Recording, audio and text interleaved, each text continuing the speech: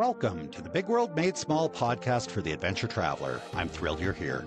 My name is Jason Elkins, and in addition to being your host, I'm also a former U.S. Army paratrooper, third-generation commercial hot air balloon pilot, paramotor pilot, ex-Montana fly fishing guide, advanced open water scuba diver, and a full-time nomad that's visited more than 30 countries on 6 continents.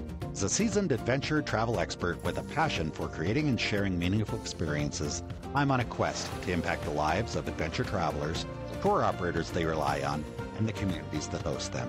Every week, I bring you exclusive interviews with fascinating adventure tourism experts who have agreed to share their personal stories, favorite destinations, and some invaluable travel insights they've picked up along the way. We'll enjoy a casual conversation, create some connections, and likely share some laughs.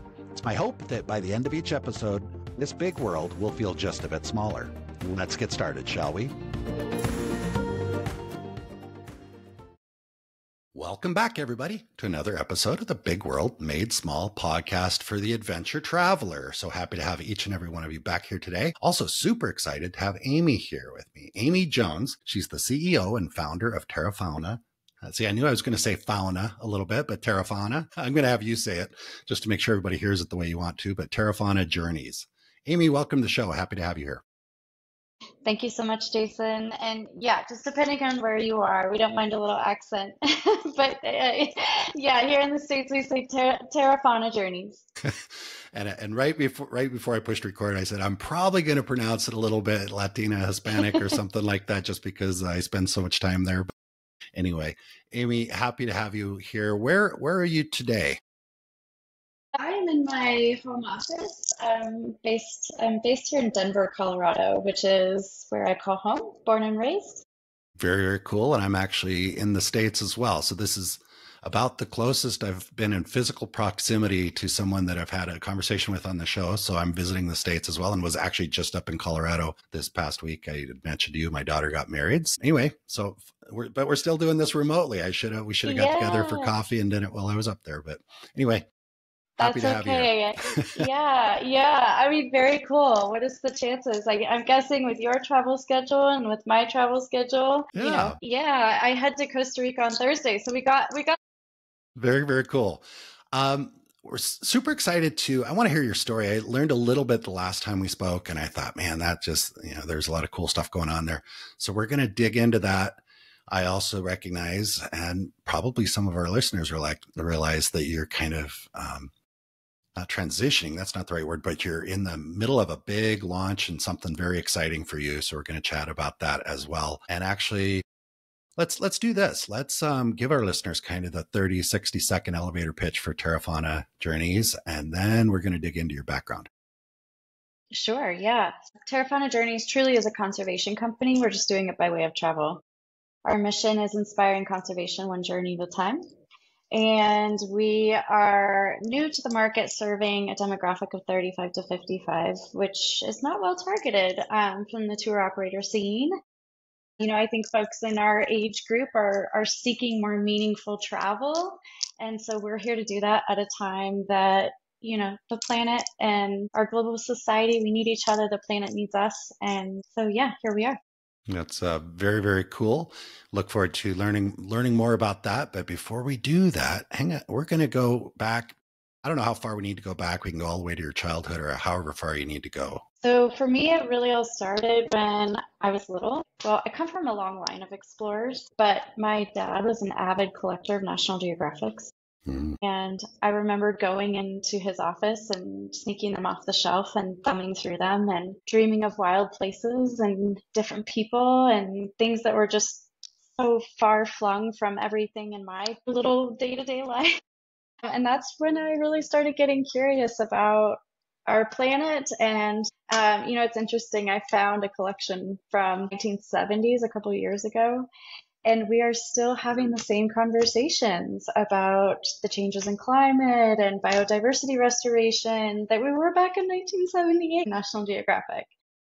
Makes you wonder how much we've really advanced, or we're just still having the conversations. But also I want to touch on the National Geographic thing, because It's surprising how many guests, it shouldn't be surprising. It makes sense. But how many Yeah. guests I've had on the show that when we start this conversation, it starts out with something around National Geographic. I think National Geographic has played a large role in many of our lives that we have chosen here in this space.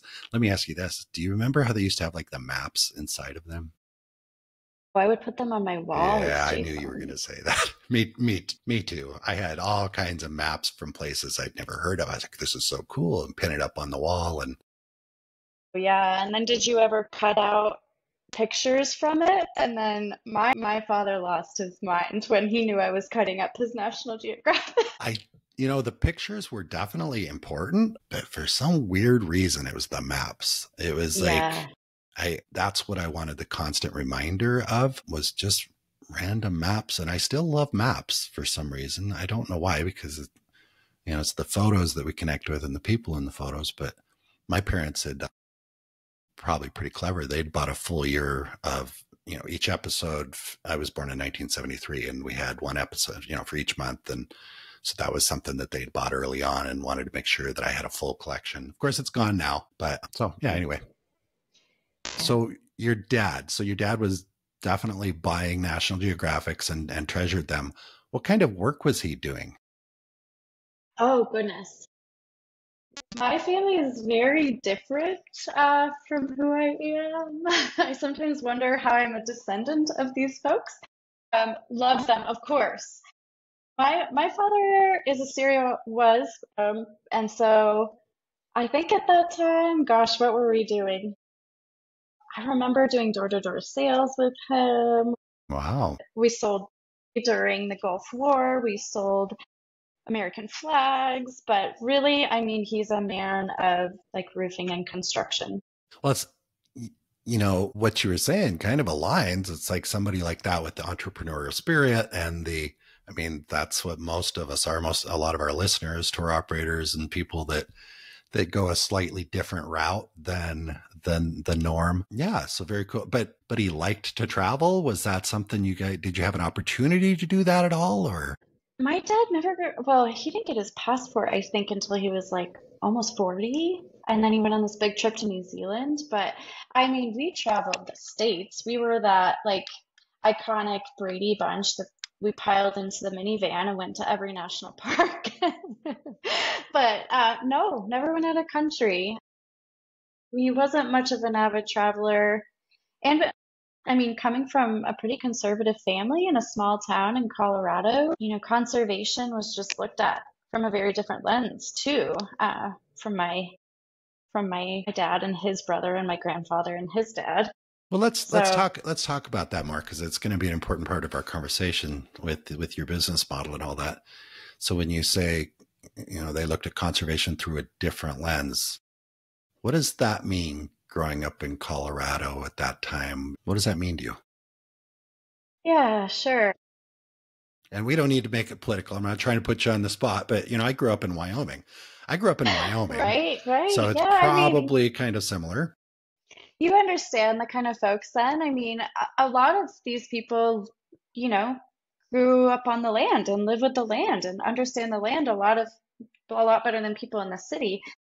But I think kind of, in the 60s and 70s, I guess in the 50s, we were coming out of war and we were like it was all about consuming and having the white picket fence and all of these things. So I think we just had that generation had a different lens on what conservation looked like. However, they still understood the basic principles, having keystone species in the landscape and predators in the landscape and what that meant.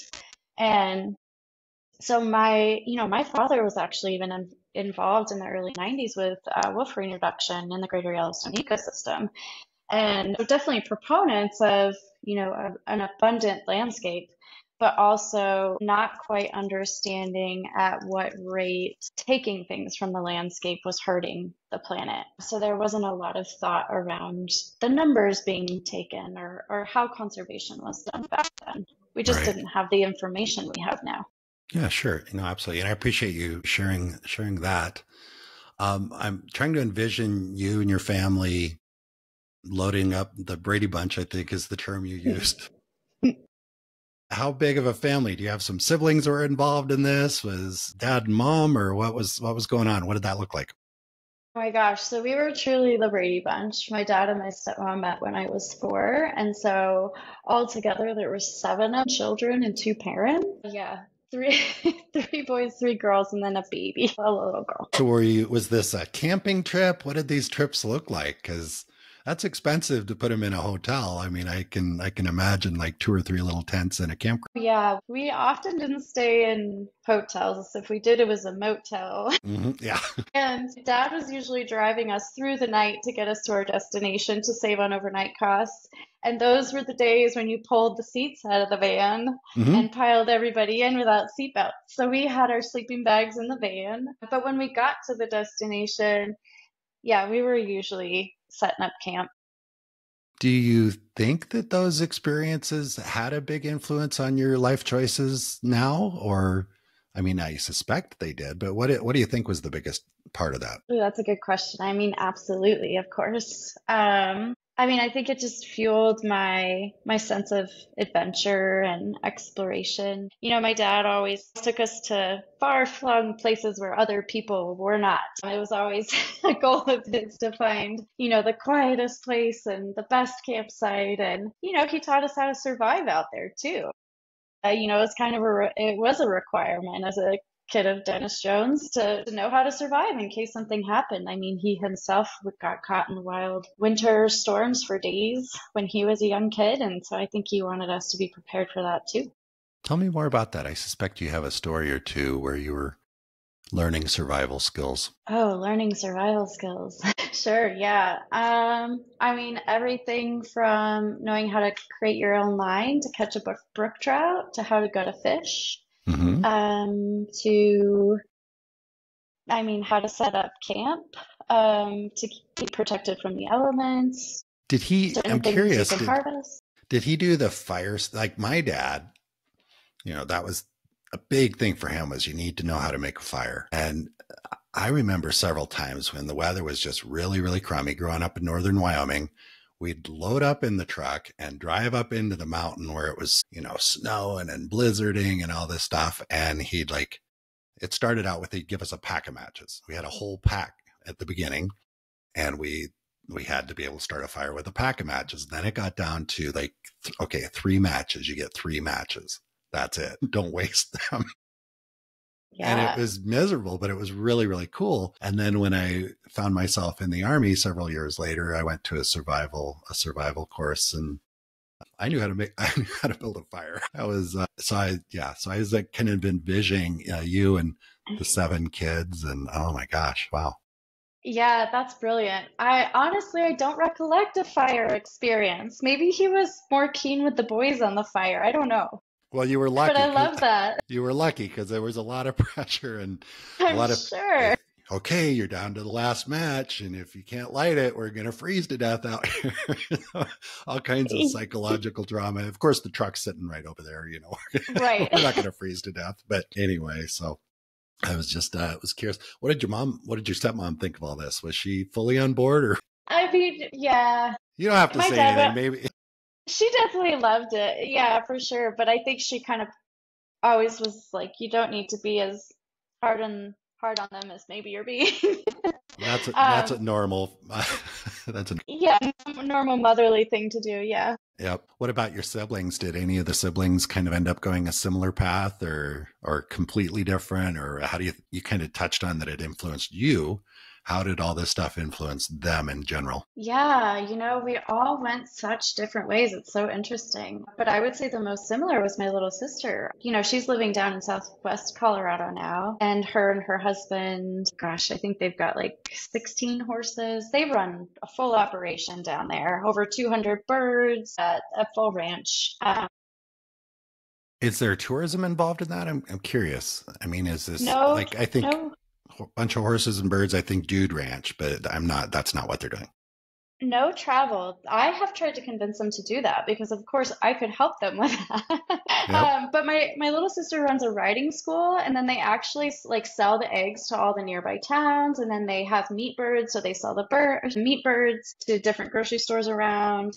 I think, when you're in that kind of area, you have to be a jack of all trades. So they do a lot of different things down there, but no travel. But they do live with the land, and that's a big ancestral thing. My great grandfather ran cows, and we had the Jones Ranch up in the mountains. We had the cattle ranch and all of that. I think, yeah, that some of that rubbed off on her the most.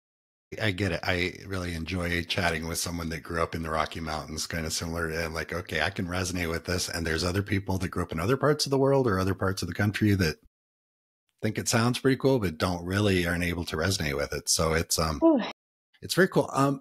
So let's jump forward to, like, when you were in school, what were your interests? Did you already kind of know that you wanted to work in tourism, or when did that start to come about? Yeah, good question. I thought I wanted to be a scientist, and I still sometimes think I want to be a scientist. I was very much into. You don't need a degree to be a scientist. I don't know where this conversation's going, but I'm just saying you can still be a scientist, Amy. Yeah, I've thought about it. Yeah, it's in the cards. Maybe I'll go back to school in my 50s. We'll see. But yeah, I loved ecology. I loved biology. Math didn't make sense unless I was in chemistry. And so I always thought I was going to be a scientist. And then, I took an interesting path. I thought about psychology. I was going to go to CU Boulder to study psych. And all of a sudden I was like, I don't want to do that. Because I really don't know what I want to do. And I'm 18, and why is anyone expecting this of me right now? And so I actually became a massage therapist and ran my own practice. And I was like, I could travel with this. And then when I was 18, I went on my first trip abroad. And then I went on my next trip abroad. And then when I was in Belize, I tell this story quite often, Southern Belize, Placencia, 2008, I saw a mural on a wall of a cruise ship. And it said, "We don't want no cruise ships here." And there was a local man that walked by, and I still have a photo of it I could show you. And I asked him to explain that to me, because I knew something great wasn't coming of that, but I didn't fully understand. And so he was talking about the impacts to culture and local businesses, and how travel can be really, a tool for good, like we're saying, if it's thoughtfully done. And that's when I dropped everything and went back to school and studied sustainable tourism and international development. That makes sense. Belize, especially Placencia, is away from the cruise ship traffic that they get up in Belize City and stuff like that. And I don't know how much of that even they had at the time. But I think a lot of people, if you're not close to it, you think, oh, well, why would a community not want a cruise ship? Look at all the money that comes in and all the, all of the opportunities to sell T-shirts and all that stuff that you and I are both like, yeah, well, I personally don't want to go to a place where they sell a lot of T-shirts and wicker baskets. But anyway, where I was going with that, it's kind of an opportunity. How old were you roughly when you were in Placencia? What would that have been? What is it? It's 2025. I think it's 23, 22, 2022. Okay, recently then. That's nice of you, Jason. I'll take it. So I learned a long time ago. Not to ask a woman how old she is, and sometimes when my questions end up, that's the response I get leads right to that. So anyway. Oh, I will say I am 40, and I'm proud to say it. It has been a beautiful year so far. Well, I will own that. If I was 40, I'd be proud to say it too. Unfortunately, I'm a little older, but anyway, how long were you in? Well, actually, there's a few questions. First one is, where was your first trip? Shamefully, I'll say it, but I went to Cancun on my senior trip in high school with 3 of my best girlfriends. And I actually ended up off with some Mexicans in their neighborhood, which was probably the best part of the trip. I won't ask any follow-up questions on that one. So you're 40 anyway. All right. So that brings up a couple questions, but you specifically mentioned first trip, second trip, and then Placencia. So I guess I need to know, where was the second trip? I want to see if there's a progression here. Yeah. So the second trip was Belize. Okay. Yep. Sorry if that led to that. Yeah. So second trip was Belize, and then third and most substantial, I would say, I actually studied abroad in Peru for a summer. Super cool. Yeah, so I studied sustainable tourism and I picked a couple organizations in Peru as case studies. And yeah, I was there for a summer in college, and Peru is very close to my heart for so many reasons. I have not been to Peru, but I've spent an awful lot of time in South America, Colombia and Ecuador. And so I get that. But I'll tell you what, I heard you say the most substantial trip, significant trip. I'm not sure exactly what word you used, but as soon as you said that, it occurred to me, I just wanted to ask you, so out of those three trips, what's the one that really started it all? Honestly, like if you were to say, like, Mm. what was the most important one? Was it the summer that you spent in Peru, or seeing the mural on the wall in Plasencia, or hanging out with the Mexicans in Cancun? That truly started it all. I shouldn't say started. I'm not trying Yeah, to point you in yeah. any direction, because obviously Mexico's the one that started it. But I think there's something interesting here that I want to touch on. So, Sure, yeah, I mean, it would be Belize. And there were other experiences that happened during that time.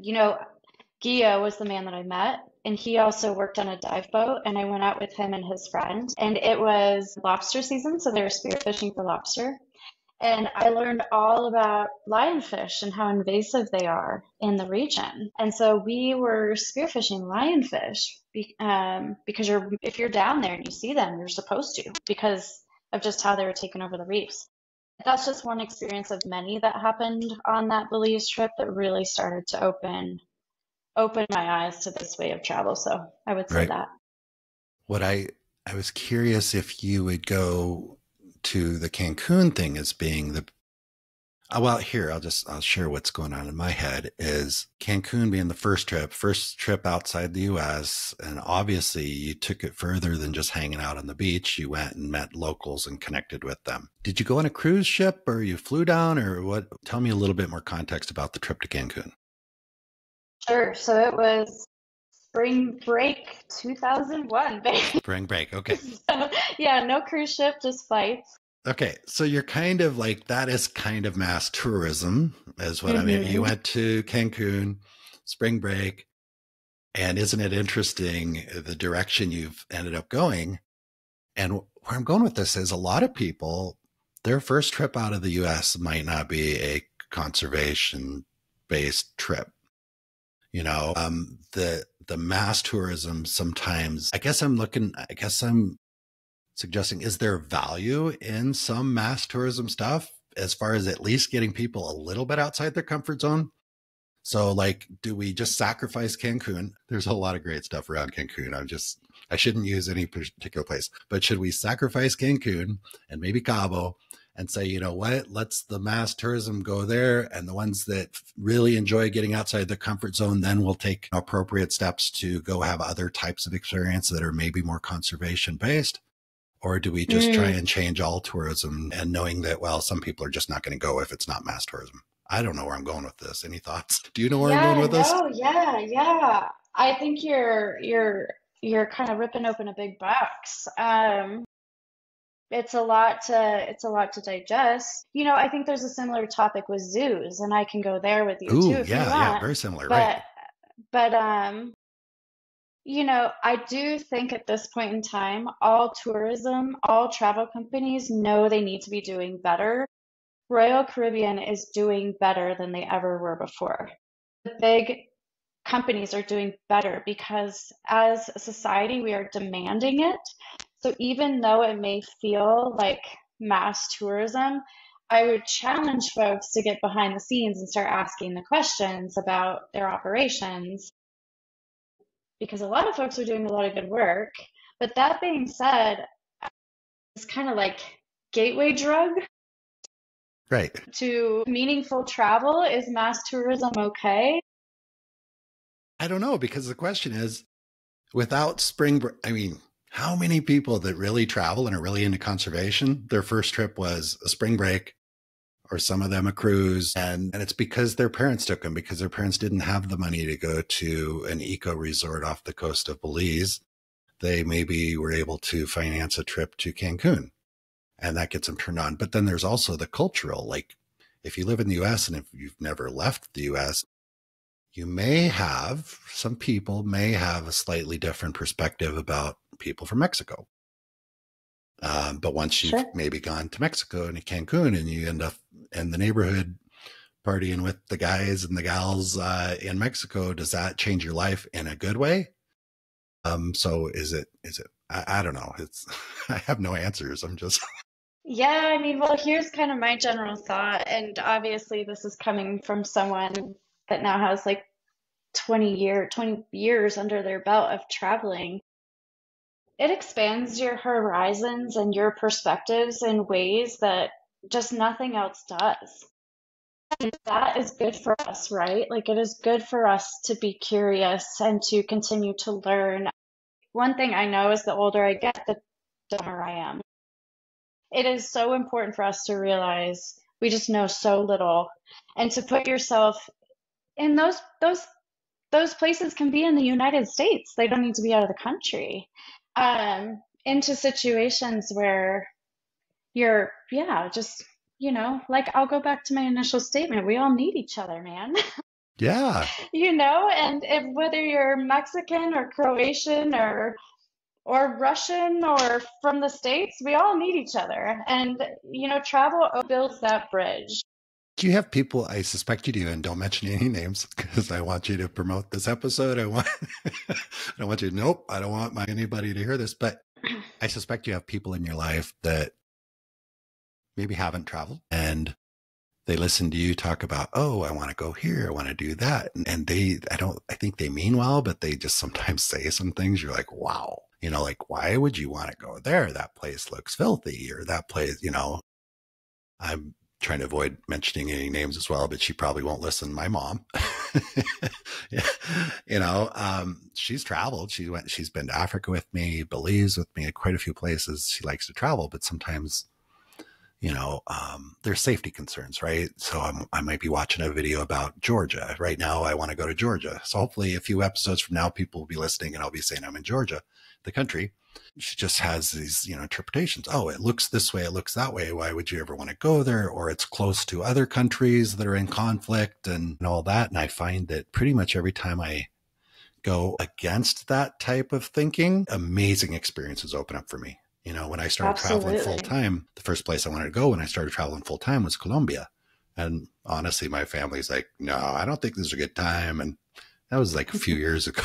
Back in the 80s, maybe it would have been not such a good time, but it's a pretty good time. And you go and you just realize, wow, so many people miss out on this stuff. And I just think it's the people that travel more that just realize how great things are.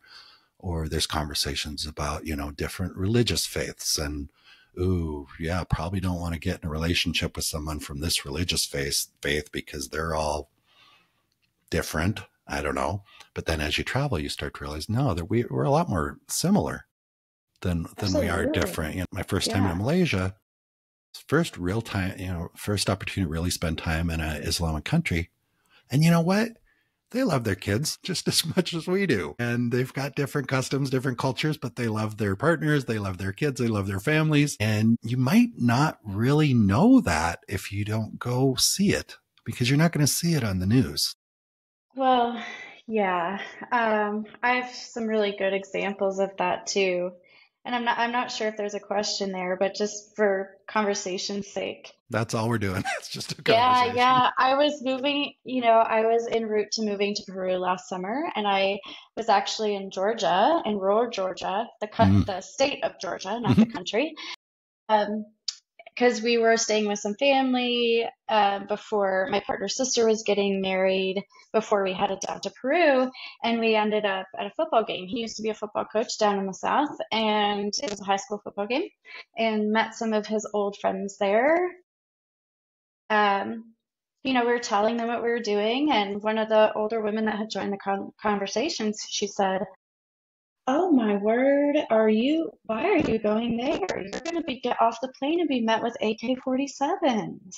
Yeah. And just that same day, we went to the Dairy Queen to get an ice cream cone, and there were two men with carry on their hip pistols and children running around the Dairy Queen. And so I think it's our responsibility as world travelers to educate, but it's also our responsibility to listen. I think listening more than talking often gets us much farther. Another reverse example of that. So I worked with Brazilian high school students in Brazil, and they would just idolize the States, and they were like, "Oh my gosh, I just really want to come visit there, and it just must be, you know."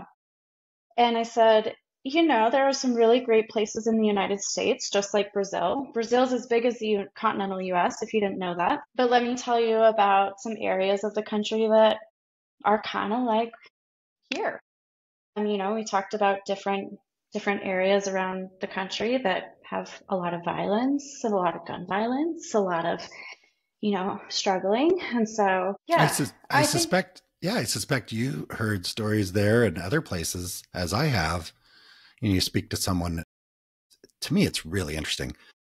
But of course, this is through my own lens and my own filters. But when I speak, when I'm in Colombia and I may have a conversation with someone about the U.S. and they say, "Oh, I would love to go, but it's really dangerous there." And, why do you guys allow these things to happen? It sounds like a really dangerous place. And I don't want to go into is it not? I don't know, but it's super interesting to hear that from somebody that grew up in Colombia, a 40, 50-year-old person that spent their entire life in Colombia dealing with some of the things there. So we've got Americans, oh, Colombia is a really dangerous place. And people in Colombia are like, oh, United States is a really dangerous place. But what I've noticed, the commonality there is those are people that haven't been to either place. Right. So that's where it comes down to it. Right. Yeah. Going back to that point about travel being a bridge and broadening your horizons. I honestly think I would go to Israel right now. It's probably one of the better times to go to Israel right now. I had partners in Israel that I was working with at my previous job, and they were saying, you should come here. And there are parts of Israel that still need tourism. And, Jordan, it's probably the best time to be going to Jordan and Egypt because folks don't want to travel to the region because what's happening. But to go to Wadi Rum and be one of the few people in Wadi Rum, I mean, what an opportunity. I have a friend that went to North Korea on a fam trip and said it was amazing. I mean, yeah. But how do we open those folks' eyes to what this can be? Is that mass tourism? What is that tool? I don't think it needs to be, but. Well, let me ask you this though. Like you mentioned the thing in Georgia at the football game. Like, how do you convince not the world, but how do you convince travelers when it's so hard to just convince people in your own social circles? If I can't convince my mom that I should go to Georgia right now because it's too close to Russia, man, that's a pretty, I don't know how you do that on a bigger scale. I don't think it's convincing. I don't think there's any convincing involved, actually. I think it's just find the right person. Talk. Well, and you just walk the talk. Yeah. My older brother still thinks I'm insane for living in Brazil. I was there during the Confederations Cup and the media was full of cars on fire and all of this. And it was just, he said he was going to get on a paddle boat and paddle down without his passport and come get me. And I'm just like, save you from your poor choices. And also, this is like the same car that's been on fire for the last 3 days in the same spot that the media just keeps putting on repeat. So different angles, different camera angles. Yeah. And but I don't think you don't realize that that's how things happen if you don't travel. Like the more you travel, the more you start to realize how manipulative the press can be. Maybe political organizations. We don't need and I too think political. It's deeper than that, Jason. I think it's bigger than politics. I think it's ancestry and history. I mean, think about just Eurocentric behaviors. And that exists in other countries. I mean, people just as a species, we kind of tend to do that, right? So I think we could solve that problem right here, right now? That would be amazing, wouldn't it? Generations, thousands of years. But I Well, think I will say I do think a lot of people of this generation are doing some big generational healing. So there's some hope. I think so as well, which leads us into TerraFauna, right? Because it's a big thing, and I don't know your business model. We've discussed it a little bit briefly, but I suspect that part of what you're doing is to try and address some of these issues, both around conservation, but you can't really do conservation without paying attention to cultures and societies, right? Yeah, absolutely. So I have a good friend, and I consider him a mentor. He worked on a presidential campaign. I won't drop any names, what president or whomever, but I was feeling rather desperate after one of the elections, and I called him and I said, I need some advice because I feel like I'm trying to do it all, and I'm not. I'm going to these things, and I'm calling my, government officials, and I'm doing all. And he said, Amy, stop. You know what? The best thing you can do is pick one thing and put all your energy towards that one thing, because that's how you're going to make a change. And I will never forget that. And so I do feel like that's what I'm doing with TerraFauna. Obviously, you know a little bit about me now. I am very much close to the land. I'm very passionate about wildlife. I'm very passionate about culture. And, I think that this business is a way that I can fulfill that purpose of, continuing to unite us as a global society, giving back to the planet, working on preservation and conservation. And I could go into how travel does all of that and how TerraFauna is doing that, but that's kind of higher level. Well, why? I think you covered. Well, let's first of all, the name TerraFauna. What does that mean for people that don't know Latin or haven't figured it out? Sure. So terra means land, so our reverence for the land, and then fauna means wildlife or species. So also our devotion to the protection of wildlife. Okay, so you mentioned do one thing. That's a big thing. The terra is the earth, right? And land. And Yeah. fauna is all the animals and creatures that live upon it. So you narrowed it down to one thing that's huge. So how do you break that down even more to manageable chunks? Are you, as far as your strategy, are you focused on certain parts of the earth, certain types of animals, or how do you drill down even further? Yeah, so this is kind of getting into our product development strategy, which is fairly complex. I know you started with the world and everything that lives on it. Yeah, when you're an international organization. Yeah. Well, and I mean, a lot of things are at high stakes right now too, so there's a lot to choose from. You didn't just decide your one thing as the lionfish on the reef in Belize. You went a little bit bigger than that, which is maybe I should be a scientist and just go be a coral reef farmer, pick my specialty. No, I think what you're doing is great. And I'm just curious, how do you do that in the early stages of a new project like this? What would you like to share with our listeners? You don't need to break down your entire product development strategy. Yeah. What would you like our listeners to hear? I mean, I think it's just getting back to the basics. A lot of it comes down to relationships. Our relationships in the destination are really important because they're going to be our experts. They're the ones that have the pulse on what's actually going on. So 15 years in the industry, I've built a lot of relationships globally with conservation organizations, for-profit, non-for-profit, different researchers, different projects. So it really is seeking out those well-vetted partners that are already doing work and that could use the support of tourism. If I don't have someone like that in a destination, then it's a project or it's a species or a culture that I'm aware of that's in need of support. For example, I don't know if you know this, but Vietnam is, I think, in the top 4 most biodiverse countries on the planet. People don't think of conservation when they think of Vietnam for lots of reasons. And so we're exploring Vietnam. I had a gentleman from Vietnam approach me and say, we need TerraFauna here. Our population needs to learn about the importance of conservation. So sometimes it comes to us. Sometimes I already know about something going on. But a lot of it really comes down to the people.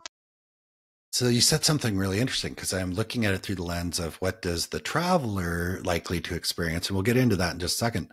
But when you said that people in Vietnam are saying our people, presumably the people that live in Vietnam, need to become more aware of this stuff. So now I just heard two different, I don't want to say business models, but I kind of heard two different business. One is educating locals, and one is bringing in tourists to either educate or stuff like that. So help me get my head around all this.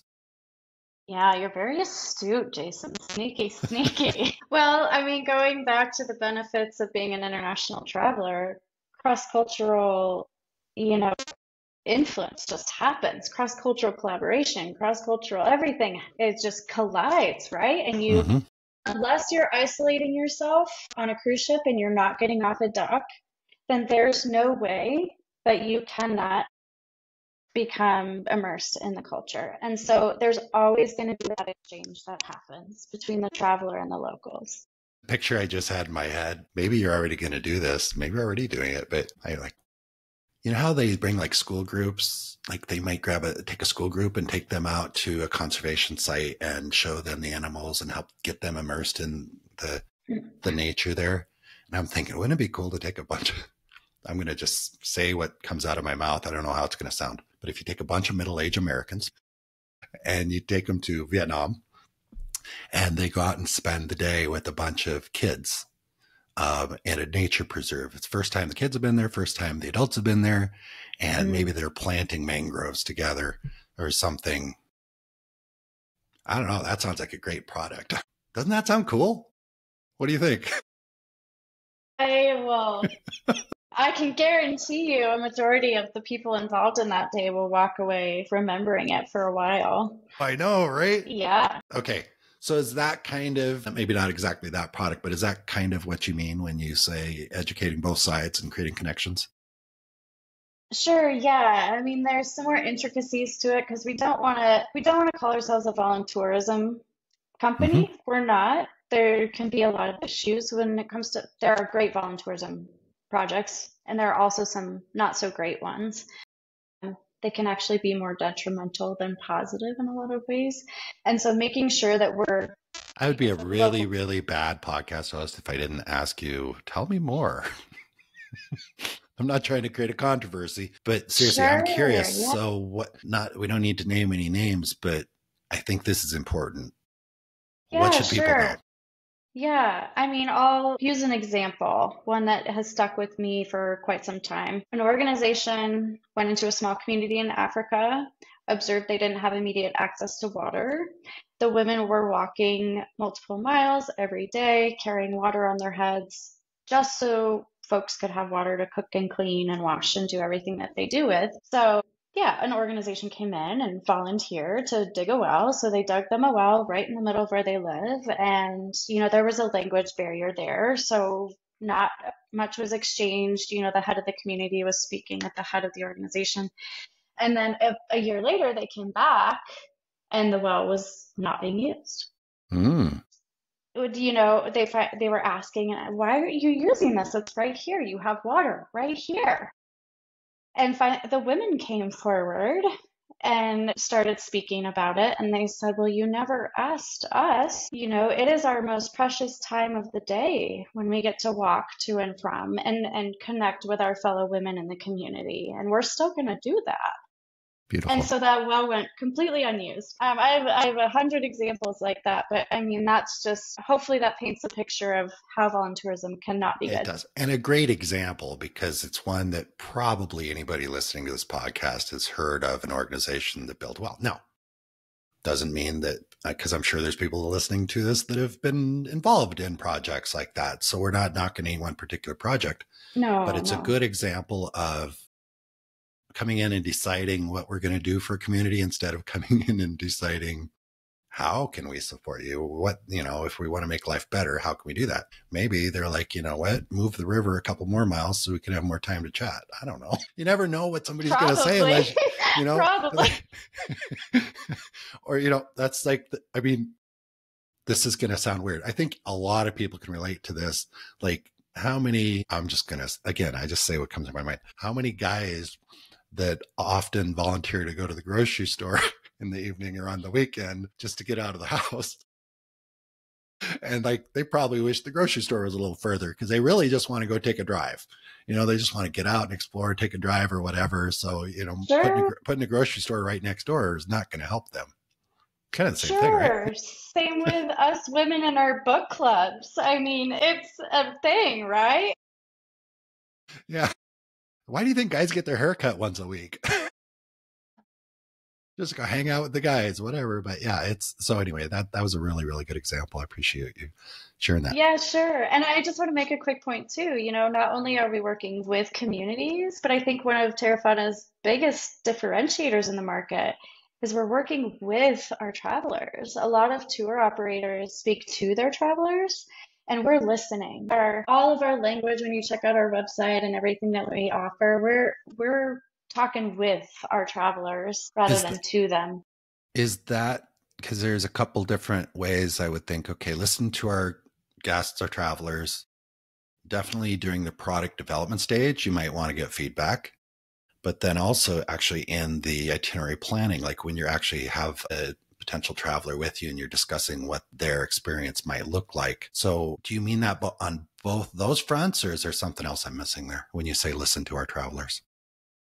Yeah, sure. I mean, of course, from a product development and what people are seeking, I don't know if you saw the Booking.com report, but 93% of people that were reviewed, which Booking.com is the largest engine in our industry, want this kind of traveler. So sure, we're listening to all of that, but I would challenge folks to go to a couple different websites and see the voice behind the brand.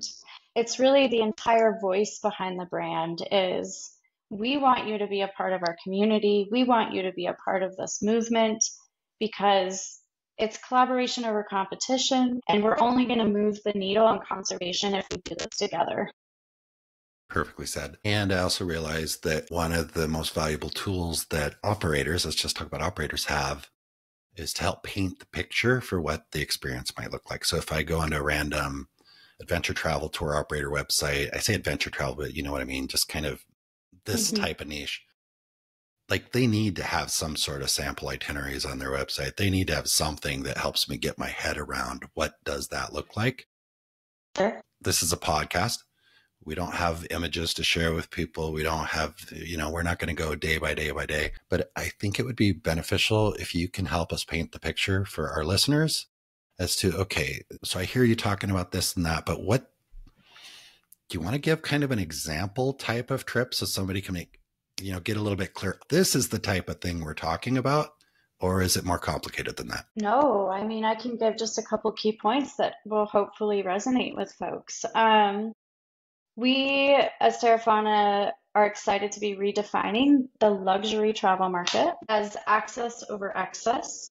And so the luxury market has often been known for all of the amenities, the high thread count sheets, the fancy sundowners.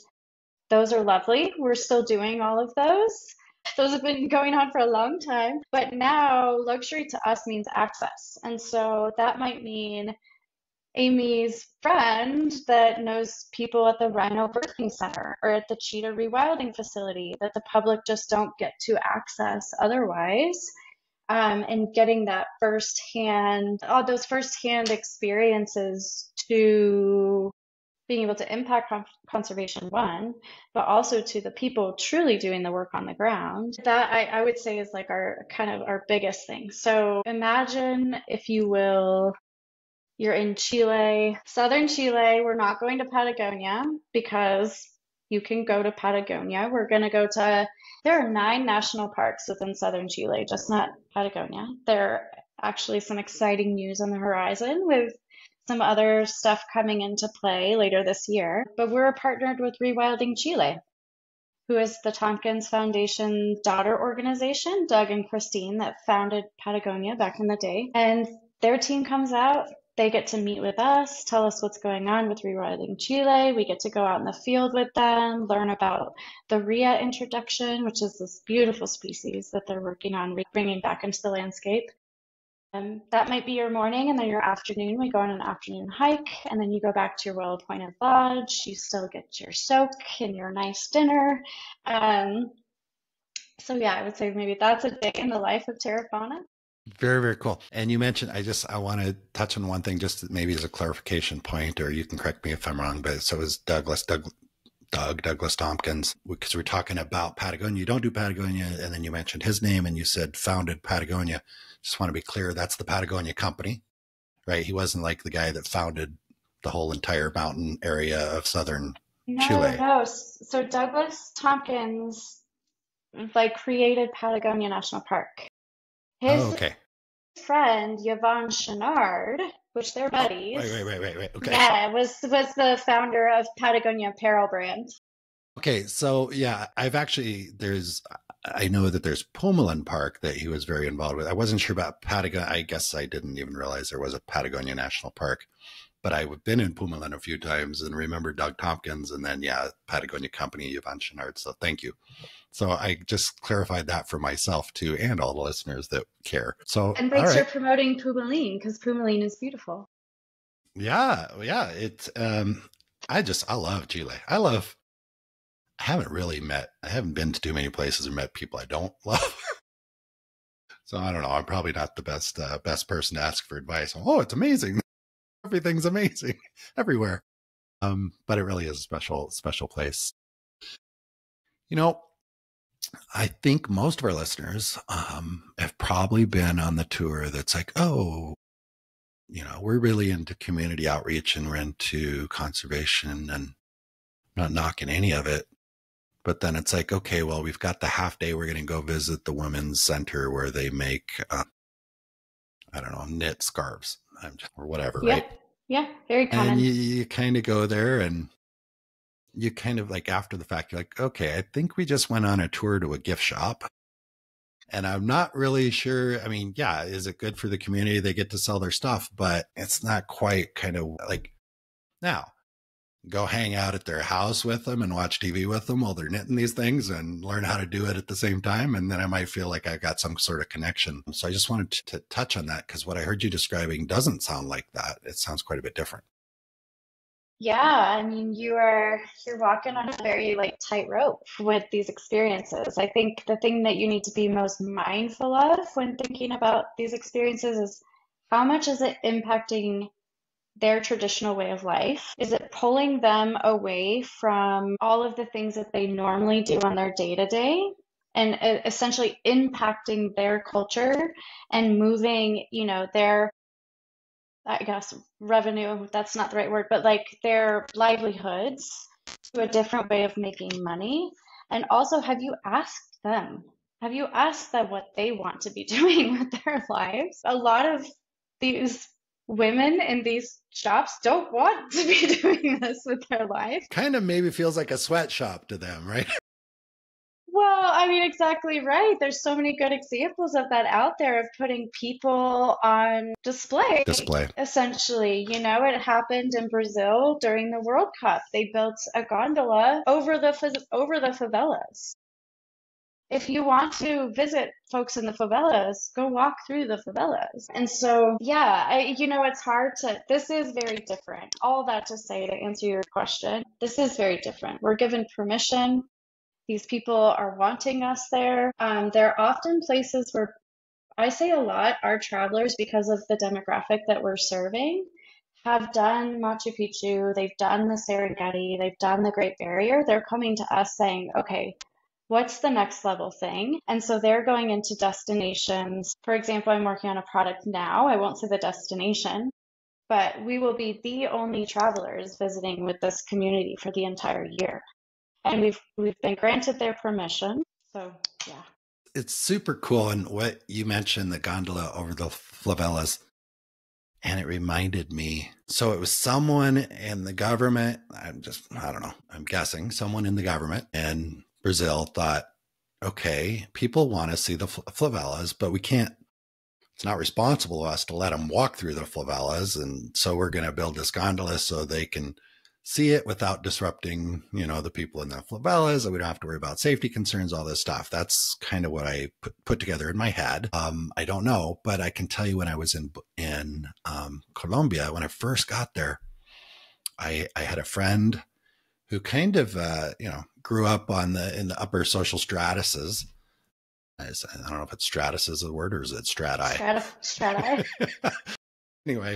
Anyway, I remember I got they've got the telefericos or the cable cars that they actually use for transportation. It's not so you can cruise over Right. the top of.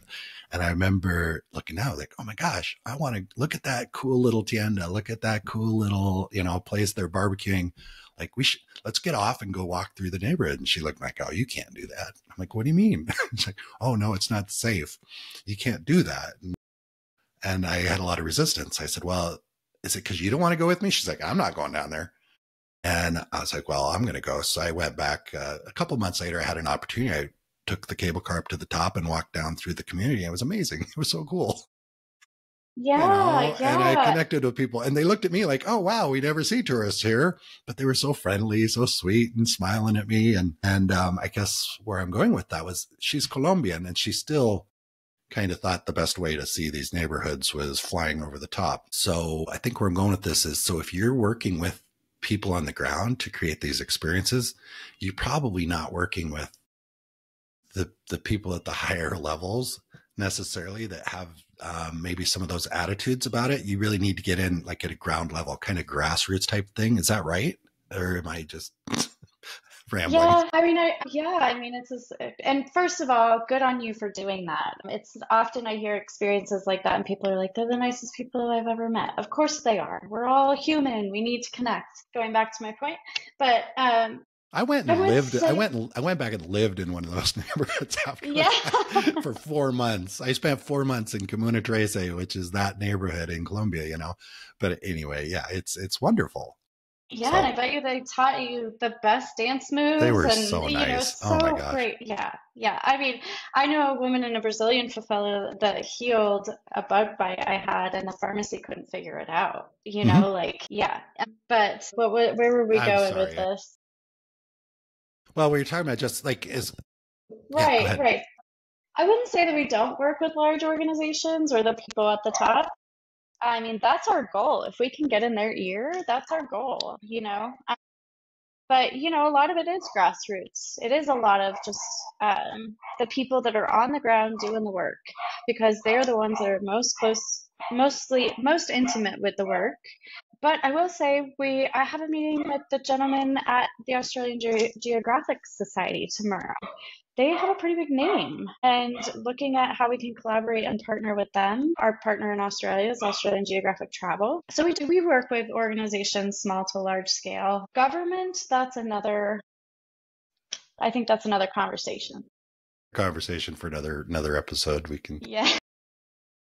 I completely get that and I respect that. It sounds super exciting what you're doing. We've discussed a bunch of different things. Really interesting conversation. And I'm curious, Amy, though, I want to make sure that our listeners have a chance to hear whatever, you know, here's my question. What did I forget to ask you? What question should I have asked you? And what do you want to make sure that our listeners know about either you, TerraFauna, or just the world in general before we wrap up?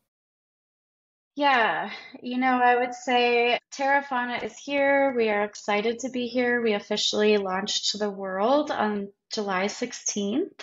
The traction has been wonderful. So if this finds you and it excites you too, I'm available. I obviously love having conversations with good people. But I think too, if you're feeling a little hopeless with the state of things, this is a tangible tool for you to do something that helps not only the planet and the communities, but also yourself. It's important for you to do things like this for yourself and, you know, to broaden your horizons. But I would also say, I don't know, just the state of the world. I have a wise older friend in her 80s, and she often tells me that this will change, this will pass, things always do. And so if you seek out the positive and, you know, pick your one thing, find your purpose, you know, it's all going to come back and the hard times will ebb and flow. But I think overall, there's a lot of people doing a lot of good work in the world, and we should be celebrating those people. And that's what we're here to do. And yeah, I think that's it. Jason, it's Nicely said. Yeah.